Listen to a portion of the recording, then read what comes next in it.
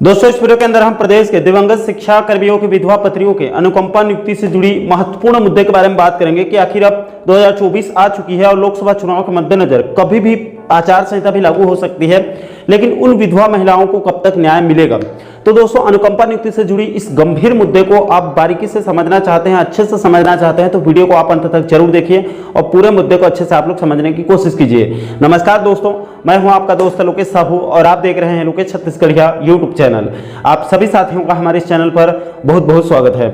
दोस्तों, क्या है पूरा मामला, मैं आपको थोड़ा सा पीछे लेकर चलता हूं ताकि आप लोग पूरा मुद्दा जो है वो आप लोगों को अच्छे से समझ में आ सके। तो देखिए दोस्तों, दरअसल पूरा मामला यह है कि 2018 से पहले राज्य में शिक्षाकर्मी व्यवस्था चल रही थी और बहुत ही कम पेमेंट में शिक्षाकर्मी के रूप में शिक्षक पंचायत विभाग के अंदर रहकर स्कूलों में एलबी कैडर के शिक्षक अपनी अपनी सेवा दे रहे थे। बाद में लंबा संघर्ष के बाद 2018 में रमन सरकार ने जाते जाते अंत में संविलियन का ऐलान कर दिया, जिसके बाद प्रदेश के 1,80,000 से भी ज्यादा एलबी कैडर के शिक्षकों का यानी कि शिक्षा कर्मियों का पंचायत विभाग से शिक्षा विभाग में संविलियन कर दिया गया। कुछ लोगों का जो लोग छूट गए थे उनका 2020 में संविलियन किया गया नई सरकार के बाद। तब से जो है वो प्रदेश के शिक्षाकर्मी शब्द ही राज्य से समाप्त हो चुका और सभी शिक्षाकर्मी अब शिक्षक कहलाते हैं और अब नई भर्ती भी हो रही है वो शिक्षक के रूप में ही हो रही है। अब दोस्तों, इसमें हुआ यह है कि पहले जब शिक्षाकर्मियों का संविलियन नहीं हुआ था तब यानी कि 2018 से पहले लगभग 900 के आसपास शिक्षाकर्मियों की सेवा काल के दौरान असमय मृत्यु हो गई थी, जिससे उनके परिवार में अब आर्थिक संकट उत्पन्न हो गया है। नियम तो यह कहता है कि जो नियमित कर्मचारी शासन को सेवा देते हैं उनकी रिटायरमेंट से पहले असमय मृत्यु हो जाती है तो उनके परिवार के किसी एक सदस्य को कोई छोटे से पद पर अनुकंपा नियुक्ति में सरकारी नौकरी दिया जाता है ताकि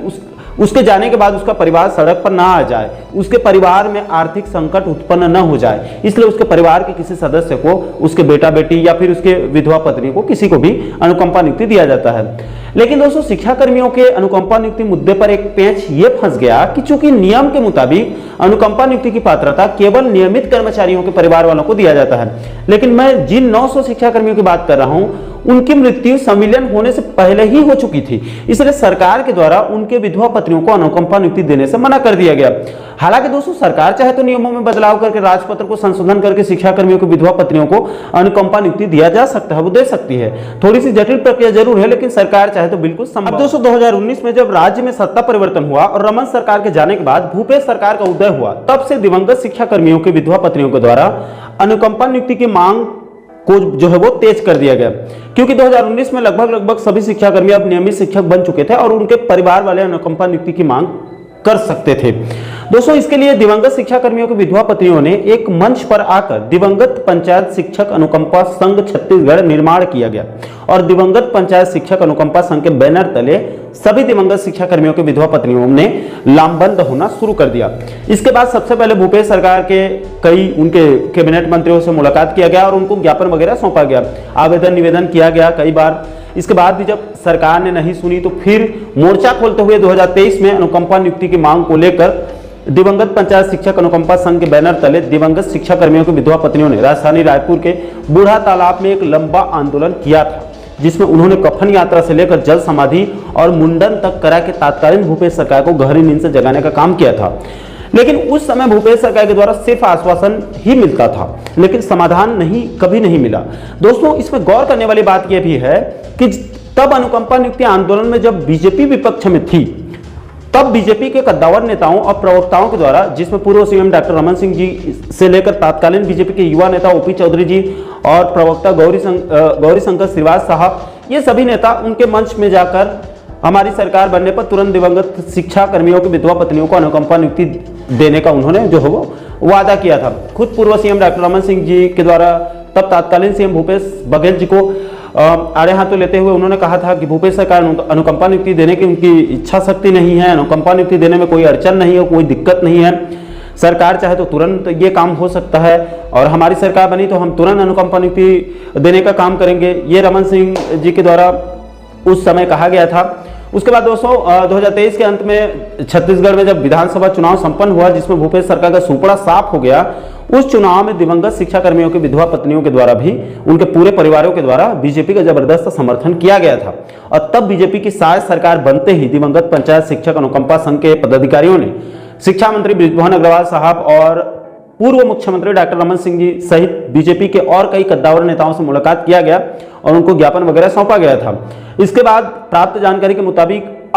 तब शायद सरकार के कई कैबिनेट मंत्रियों से संघ के पदाधिकारियों ने अनुकंपा नियुक्ति के मुद्दे पर मुलाकात ये लोग कर चुके हैं, लेकिन अभी तक कोई समाधान नहीं हो पाया है। इसके बाद दोस्तों बीते 6 मार्च को, अभी 4-5 दिन पहले ही 6 मार्च 2024 को शायद सरकार की कैबिनेट बैठक बुलाई गई थी, जिसमें अनुकंपा नियुक्ति के संबंध में एक महत्वपूर्ण निर्णय शायद सरकार के द्वारा लिया गया और सभी विभागों के अनुकंपा नियुक्ति के लंबित प्रकरण को जिला कलेक्टर और संभाग आयुक्त को निराकरण करने के संबंध में एक अच्छा निर्णय लिया गया। इस आदेश का पालन करते हुए अगले दिन सामान्य प्रशासन विभाग ने 7 मार्च 2024 को बाकायदा इसके संबंध में एक आदेश भी जारी। अब दोस्तों ये आदेश जारी होने के बाद इधर अनुकंपा नियुक्ति की मांग कर रहे पीड़ित महिलाओं की उम्मीदें बढ़ गई कि अब शायद उनकी अनुकंपा नियुक्ति के लिए रास्ता साफ हो चुका है। हालांकि दोस्तों बाद में उनको पता चला कि इसमें उनके लिए कोई भी प्रावधान नहीं किया गया है। ये नियमित कर्मचारियों के परिवार वालों के लिए अनुकंपा नियुक्ति के संबंध में यह आदेश जारी किया गया है। इस आदेश में अगर सामान्य प्रशासन विभाग के द्वारा यानी कि जीएडी के द्वारा एक लाइन में दिवंगत शिक्षा कर्मियों के परिजनों को भी इस अनुकंपा नियुक्ति का लाभ मिलेगा, अगर एक लाइन में लिखा गया होता तो निश्चित रूप से इसका लाभ उन सभी पीड़ित महिलाओं को भी मिल सकता था जो लंबे समय से संघर्ष कर रहे हैं, लेकिन ऐसा नहीं हो पाया। और 2 दिन में इधर आचार संहिता भी लागू हो सकती है लोकसभा चुनाव के मद्देनजर। उसके बाद मामला जो है वो 2-3 महीने के लिए फिर जून तक आप मान सकते हैं ठंडे बस्ते में ये चला जाएगा। इसलिए इस गंभीर मुद्दे को संज्ञान में लेकर दिवंगत शिक्षक पंचायत अनुकंपा संघ के बैनर तले 10 मार्च को राजधानी रायपुर के कलेक्टर गार्डन में एक बड़ी बैठक आयोजित की गई थी। और खबर तो ये भी है कि आज भी 13 मार्च को आज भी इसके संबंध में एक बैठक आयोजित होने की बात कही जा रही थी,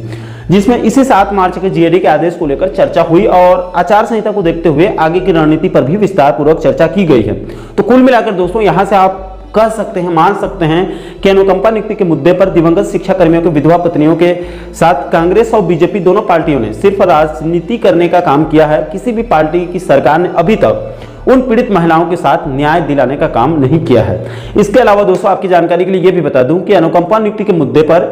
एक मांग ये भी किया जा रहा है, इसको भी आपको थोड़ा समझना जरूरी है